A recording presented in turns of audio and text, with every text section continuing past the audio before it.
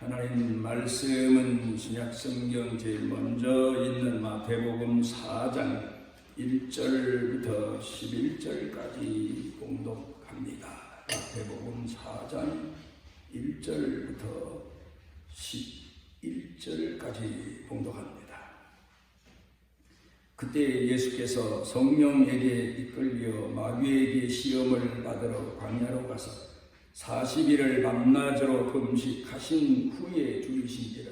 시험하는 자가 예수께 나와서 이르되 네가 만일 하나님의 아들이거든 명하여 이 돌들로 떡덩이가 되게 하라. 예수께서 대답하여 이르시되 기록되었으되 사람이 떡으로만 살 것이 아니요 하나님의 입으로부터 나오는 모든 말씀으로 살 것이라 하였느니라 하시니, 이에 마귀가 예수를 거룩한 성으로 데려다가 성전 꼭대기에 세우고 이르되 내가 만일 하나님의 아들이거든 뛰어내리라. 기록되었으되 그가 너를 위하여 그의 사자들을 명하시리니 그들이 손으로 너를 받들어 발이 돌에 부딪히지 않게 하리로다 하였느니라.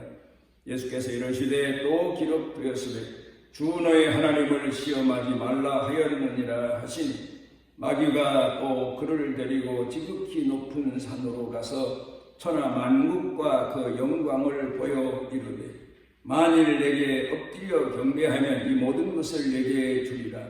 이에 예수께서 말씀하시되 사단아 물러가라. 기록되었으되 주 너의 하나님께 경배하고 다만 그를 섬기라 하였느니라. 이에 마귀는 예수를 떠나고 천사들이 나와서 수종드니라. 아프리카에 가면은 탄자니아라고 하는 나라가 있는데 그 나라의 유명한 곳이 바로 꼬롱꼬로라고 하는 분화구라고 합니다. 이 분화구는 사방 그러니까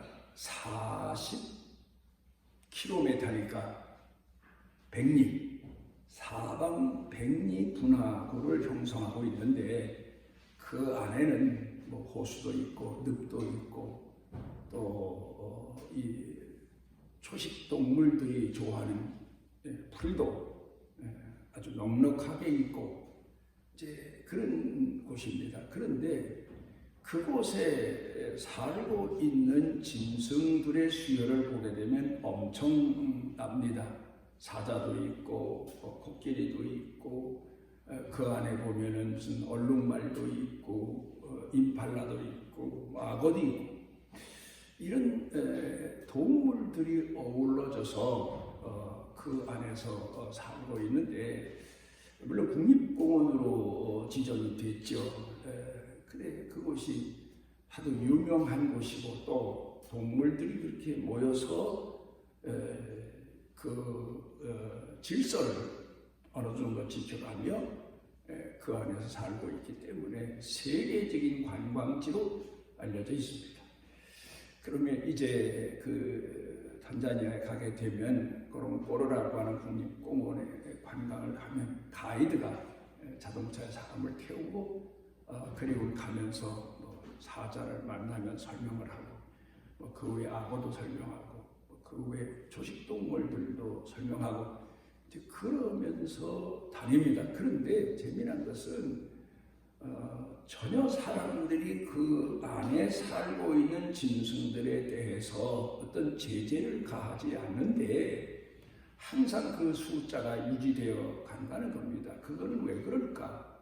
자연의 법칙을 따라서 그 안에 짐승들이 살고 있기 때문이라고 그럽니다. 예를 들어서 수사자 하나가 한 20여 마리 가까이 되는 사자를 거느리고 살고 있는데 그 사자들이 그늘 밑에서 쉬고 있는 동안 바로 그 앞에서 얼룩말이나 임팔라 이런 초식동물들이 유유히 겁도 없이 풀을 뜯고 있는 광경을 자주 목격하게 된다는 겁니다.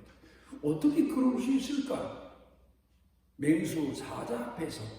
그런데 그 가이드 설명을 들어보면 사자들은 물론 초식 동물인 얼룩말이나 또 임팔라 그 외에도 다른 짐승도 공격해서 잡아먹지만 한 번 줄여서 사냥해서 식사를 하고 나면 그 다음에 배고플 때까지 며칠 동안 전혀 그 옆에 와서 풀을 뜯든지 뭐 같이 잠을 자든지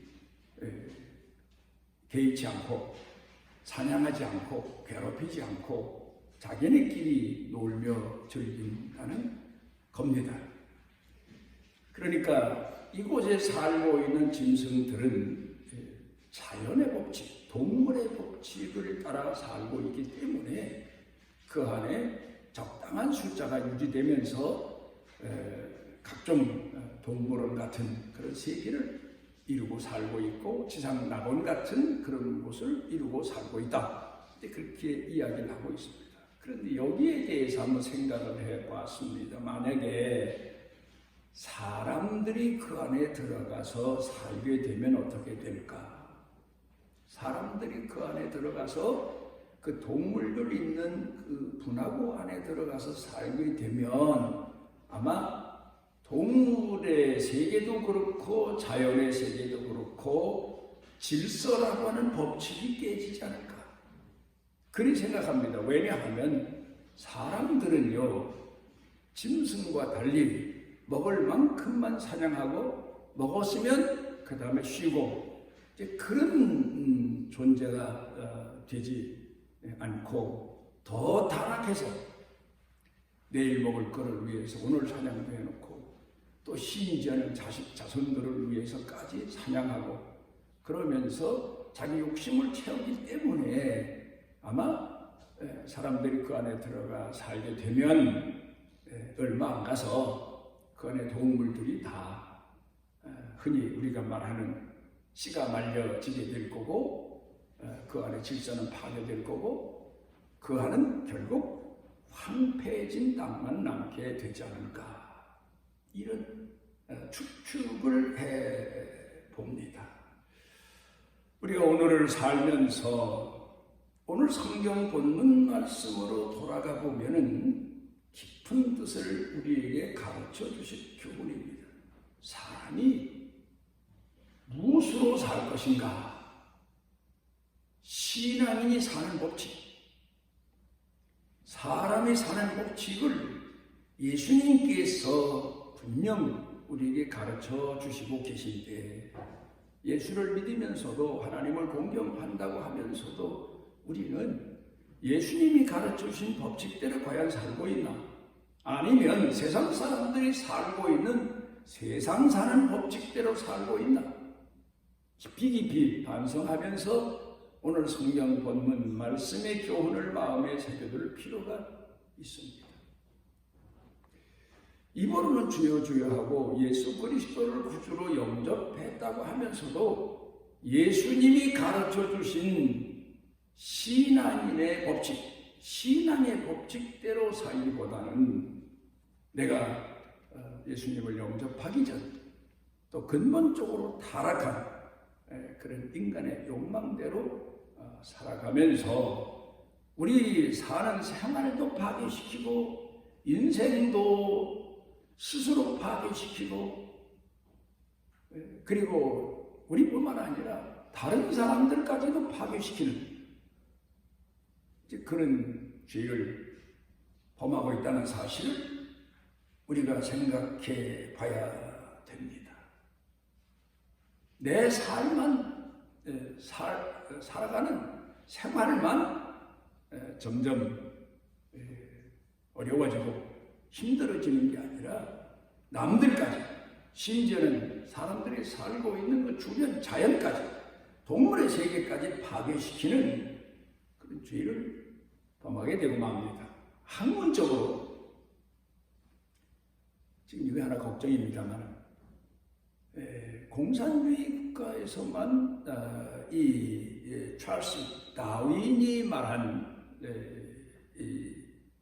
동물의 세계 진화론 이걸 가르치는 게 아니라 민주주의 국가라고 하는 우리나라에서도 어렸을 때 학교에서 가서 배우는 교육 중에 법칙 중에 하나가 진화론일 뿐입니다.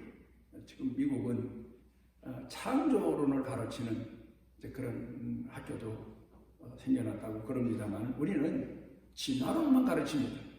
그런데 진화론에 대해서 우리가 한번 생각해 볼 필요가 있습니다. 왜냐하면 성경은 분명히 이 세상을 하나님이 창조하셨다. 엿새 만에 창조하셨다. 그렇게 되어 있는데 이 진화론에는 하나님 얘기가 없죠. 세상이 수천 년, 수억 년 지나가면서 변형되어서 오늘의 세계를 이루었다. 뭐 그런 얘기예요. 지질학적으로 땅의 문제도 그렇고 또 심지어는 짐승의 문제, 동물의 문제, 사람의 문제도 이 찰스 다윈이 가르쳐 말한 진화론 때문에 그 진화론을 맹신하면서 살아가고 있는 거 아닙니까?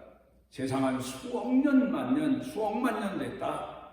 뭐 150억만 년 됐다. 뭐 이런 얘기도 하면서 그런 과정을 거치며 살았고 앞으로 지구가 몇 년 더 살지 모른다. 뭐 이런 이론을 과학적이라고 하면서 가르치고 배우고 인식하고 있습니다.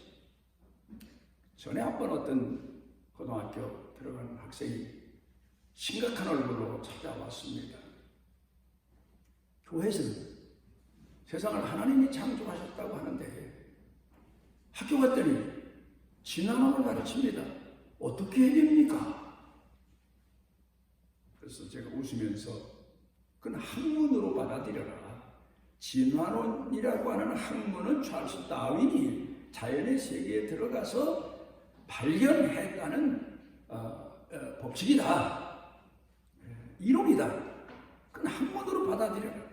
그 다음에 세상은 하나님이 창조하셨다. 창조론은 네가 믿음으로 받아들여라. 세상은 우리가 믿음으로 받아들이지 말아야 될 이론도 많다. 그러나 그걸 아는 것도 지식이다.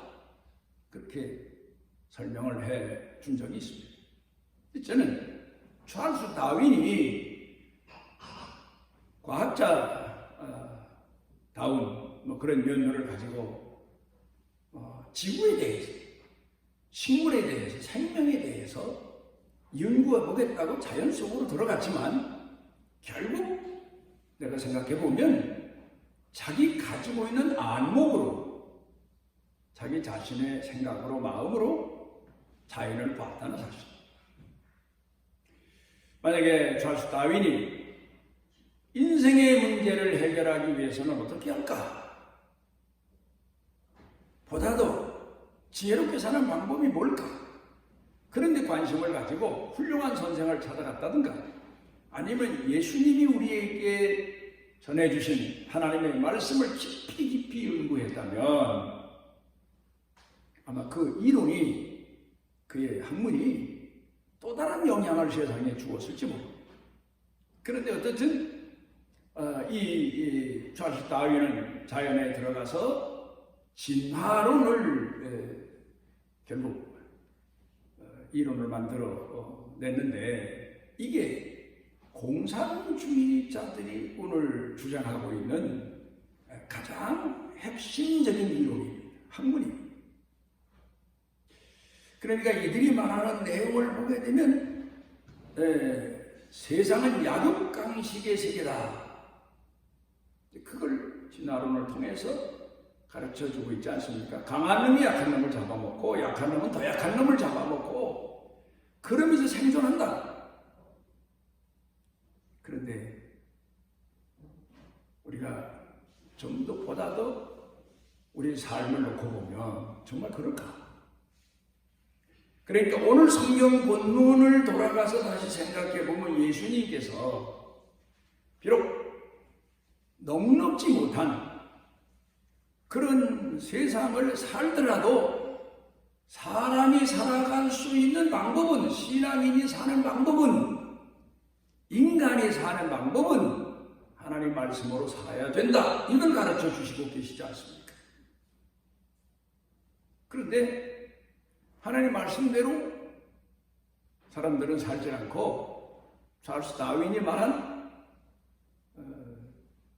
진화론 가지고 약육강식의 법칙 가지고 세상을 이해하기 시작합니다.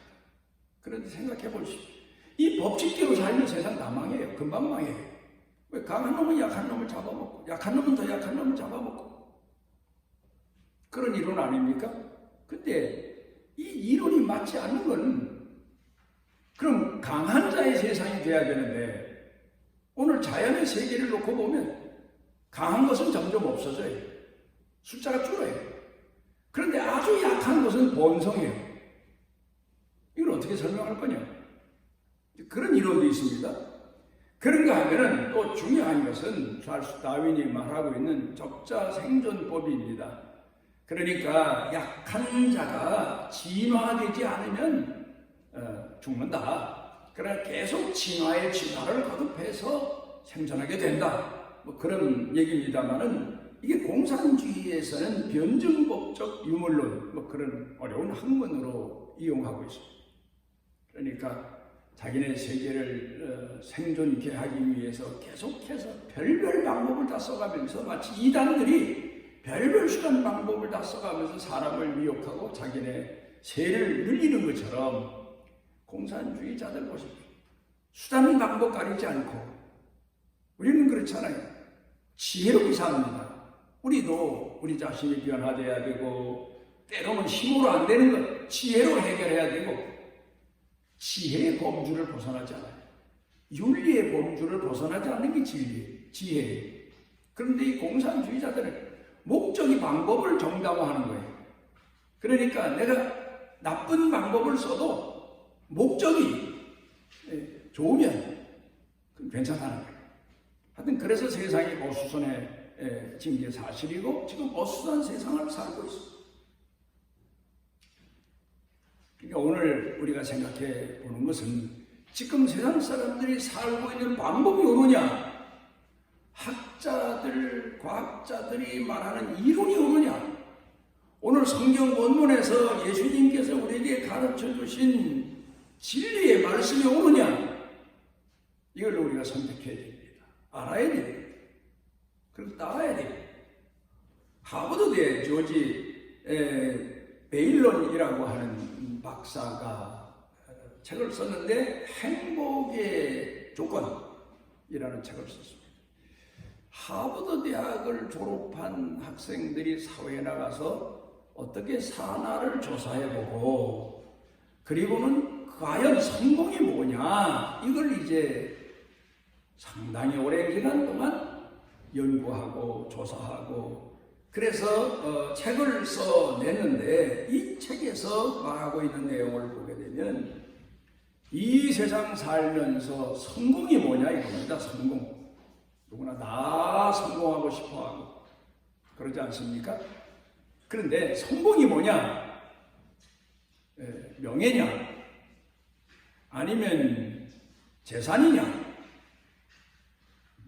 아니라는 거예요. 그럼 건강이냐? 재산을 아무리 많이 모았어도 단명하면 그 재산 남겨놓고 가면서 자식들 싸움이나 붙이고 우리네 세계에서 보는 일입니다만 어쨌든 성공이 뭐냐 그러면 오래 사는 거냐? 성공하는 게 명예냐? 돈 많이 버는 거냐? 그런데 조사에서 발표한 행복의 조건의 내용을 보게 되면 아니라는 거예요. 맨 나중에 가서 결론을 낸 것은 오픈 마인드다. 마음을 여는 거다. 참 귀한 일입니다. 어쩌면 성경학자들처럼 얘기를 했습니다. 마음을 여는 거다. 성공이 내 가족에게 마음을 열고 이웃에게 마음을 열고 나와 가까운 사람에게 마음을 열고 친한 사람에게 마음을 열고 그뿐만 아니라 모든 사람에게 마음을 여는 게 성공의 기준이다. 원수에게도 마음을 열고 어리를 가고자 하면 심리까지 가지고 마음이 열리지 않으면 그렇게 안 되잖아요. 오른편 뺨을 때리면 왼편도 돌려대고 마음을 열고 살면 그럴 수 있다는 거예요. 그러니까 보십시오. 오른편 뺨을 때렸으면 나는 상대방의 왼편 뺨이라도 때려야 되고 상대방이 나를 오리로 어린이만큼 끌고 가면 나는 그보다는 못해도 상대방을 끌고 갈 수 있는 영향력이 있어야 될 거 아닙니까? 그래 오늘 같은 세상 살 수 있지요. 약육강식 세상에서. 예수님은 안 그렇게 얘기를 하셨어요. 그러니까 용서해라, 양보해라, 먼저 주어라, 포용해라, 원수라도 용서해라. 그런 법칙을 가르쳐 주시고 계신 거란 말입니다. 근데 이 교수가 한 얘기를 보게 되면 마음을 열어라. 모든 사람을 향해서 마음을 열어라. 내가 마음을 열 만큼 원수에 대해서 마음을 열었으면 원수를 얻게 되고 또 나와 나쁜 관계의 사람에게 마음을 열면 결국 그 사람을 얻게 된다. 이런 이론이 행복론이다. 마음을 열고 살아라. 닫지 말아라. 하나님에 대해서도 우리 신앙인이 볼 때는 마음을 열면 얼마나 행복합니까?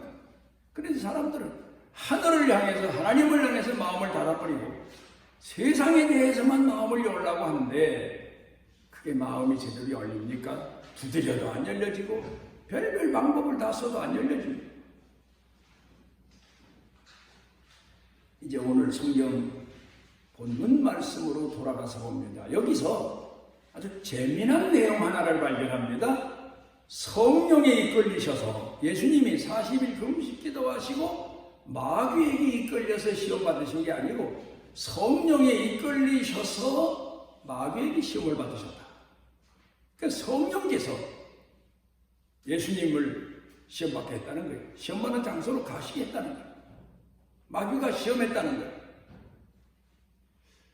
이게 중요한 겁니다. 과거 이스라엘 백성들이 애굽에서 나왔어요. 홍해바다를 건넜어요. 마귀에게 이끌려서 광야 들어간 게 아니에요. 하나님에게 이끌려서 광야로 들어갔어요.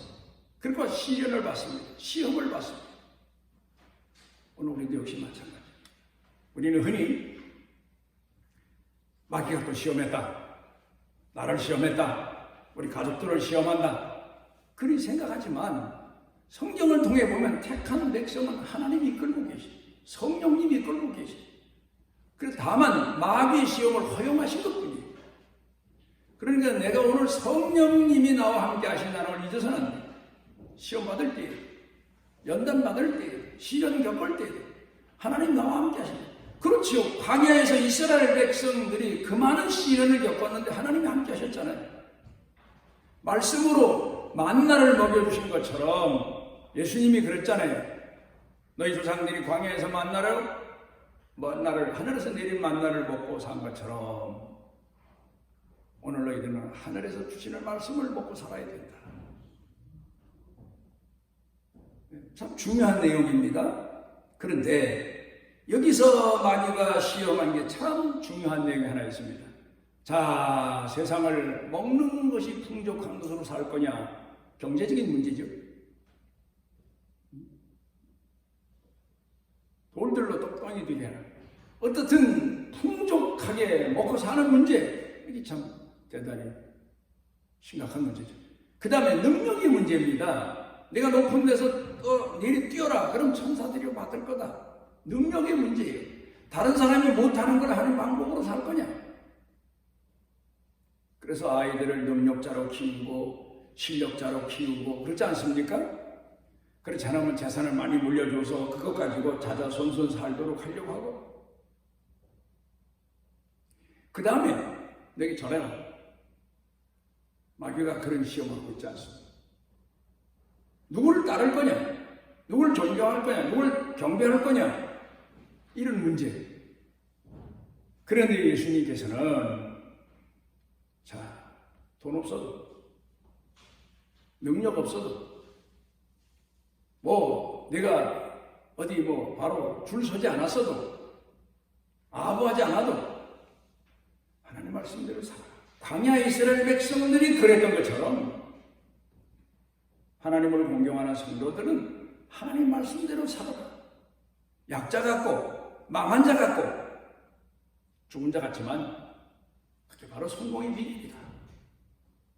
거기에 바로 신앙인들이 사는 삶의 비밀이 있다. 이걸 오늘 성경 본문에서 가르쳐 주시고 계십니다. 참 귀한 말씀입니다.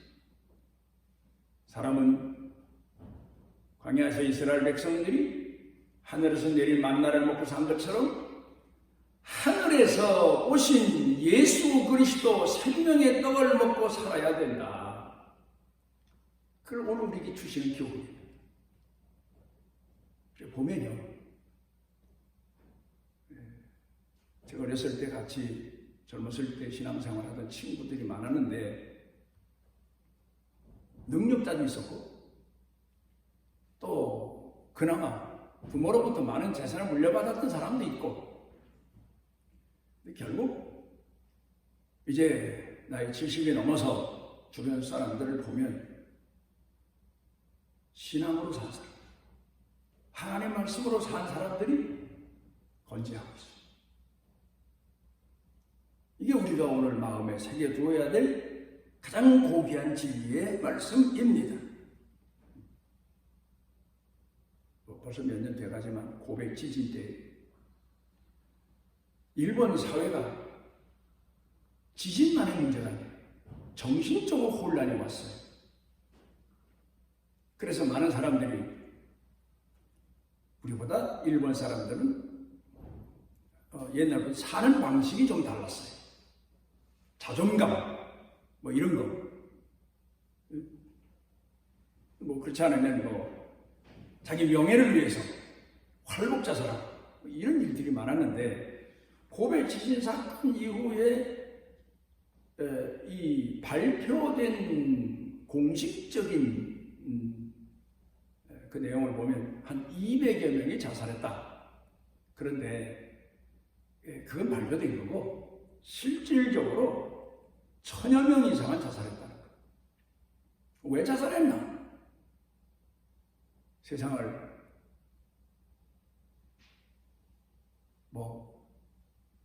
살아가는데 힘들게 사느니, 한마디로 말하면 다 망해서, 폭삭 망해서 아주 비굴하게 사느니 죽자. 일본 사람들은 우리보다 선진국입니다. 또 우리 사회에서도 오늘 보면 똑똑한 사람들이 자살합니다. 왜 그러냐? 심리학자들은 그를 평가하기를 그 속에 교만이 있기 때문이라는 거예요. 내가 누군데? 내가 죽음으로 마감하자. 그런 뜻에서 교만이 자살의 원인이라는 거예요. 어떻든 간에. 심리학자들이 이렇게 말해요. 일본 사람들은 그 사회적인 구조도 있고, 또 그 사람들이 가지고 있는 자존감도 있고, 또 세계에서 1등 국민이라고 하는 그런 또 그 나름대로의 의식도 있고, 그렇지만 그들이 왜 그렇게 죽냐? 말씀이 없어서. 하나님의 말씀이 없어서. 어떤 사업하던 사람이 폭삭 망했습니다. 이제 자살하려고 했는데 그 집 딸아이가, 아버지 교회 한 번만 갔다가 우리 가족이 다 자살해도 좋습니다. 한번 갑시다. 그리고 아버지를 마지막 교회로 인도했는데 그날 은혜를 받았답니다. 그래서 그가 예배 참석하고는 깨닫기 시작하면서 메모지에 기록을 했는데, 고난은 내게 유익이구나. 고난이 있기 때문에 또 새로움이 있구나. 그런 내용을 낙서해 놨다고 합니다. 그 사람이 교회 나와서 큰 은혜를 받고 그때부터 신앙생활에서 나중에는 다시 회복해서 한국에 이렇다 기업인으로 재등장하는 그런 일들이 일어난 간증을 보기도 했습니다. 말씀으로 살 것입니다. 예수님이 가르쳐주신 교훈입니다. 마가복음 2장 5절 가운데에 중풍병 든 사람이 있습니다. 백약이 무용입니다. 그런 예수님을 만났습니다. 그때 예수님께서 그 그 사람을 보시자마자 내 죄 사함을 받았느니라. 자기도 몰랐는지 모르겠어요. 자기가 왜 중풍병이 들어서 이 지경이 됐는지 죄 문제로 고민하고 갈등하다가 그게 결국 정신적인 비용까지 오지 않았나. 내 죄 사함을 받았느니라. 죄 문제가 해결되고 나니까 이 사람이 벌떡 일어나. 그런가 하면 또 성경 가운데 요한복음 9장에 보게 되면 소경이 있어요. 근데 사람들은 그 소경된 사람을 놓고 여러 가지 얘기를 하는데 예수님께서는 그 아비의 죄도 아니고 자기 죄도 아니고 하나님의 영광을 위해서다. 그리고는 그의 눈을 뜨게 해주시고 하나님의 영광을 위해서. 그러니까 예수님 말씀이 결국은 그 소경의 문제를 해결해 주었단 말이에요. 또 성경 가운데 보면 나사로의 얘기가 있습니다. 거짓 나사로 말고 예수님을 많이 도왔던 나사로 병들어 죽었어요. 그런데 예수님 말씀이 그 무덤 앞에서 선포되면서 그 사람이 살아나고 오늘 과학적으로 현대 방법으로 해결할 수 없는 문제가 참 많습니다. 그런데 광야에서 굶어 죽게 생겨서 이스라엘 백성들 우러러 하늘을 사모하고 하나님이 하늘에서 만나를 내려주신 것처럼 오늘도 하나님의 말씀이 우리의 삶의 문제, 인생의 문제를 해결해주고 우리로 하여금 건재하게 오늘을 살아가며 승리할 수 있는 은혜와 은총을 주신다는 사실은 오늘 성경 본문에서 우리는 예수님에게서 배웁니다. 40일 금식하셨는데도 사람이 떡으로 살 게 아니다. 사흘만 금식해도 먹는 문제에 많은 시험을 받는데 40일 금식하시고 나서도 사람이 떡으로만 살 게 아니라 하나님의 입으로 나오는 모든 말씀으로 살 것입니다. 그러니까 우리가 죽어도 하나님 말씀으로 살 것입니다. 그게 바로 오늘 성경 본문에서 가르쳐 주시고 계신 교훈입니다. 주기도문 가운데 예수님이 가르쳐 주신 교훈이 있습니다. 우리에게 일용할 양식을 주옵시고 그게 육신적인 양식이 아니라 하늘의 양식, 말씀의 양식, 매일매일 하나님 말씀으로 살아야 된다. 그래서 하나님 앞에 이스라엘 백성들이 광야에서 매일같이 만나를 먹은 것처럼 제게도 신령한 만나를 하늘에서 내려주십시오. 그리고 우리가 하나님 말씀을 마음에 새기고 살아야 돼요. 흔들리지 말아야 돼요. 기도하십니다. 오늘 우리를 주의 전에 이르게 해주시고 오늘을 사는 방식, 우리 생명보다 더 귀한 진리를 가르쳐 주신 아버지, 우리가 다급한 곳에서도 절망적인 환경에서도 오직 하늘을 우러러 만나를 내려주시듯 생명의 양식을 우리에게 주시는 그 하나님의 말씀을 마음에 새기고 살아가는 은혜와 은총을 더하여 주옵소서. 예수님 이름으로 기도드리옵나이다.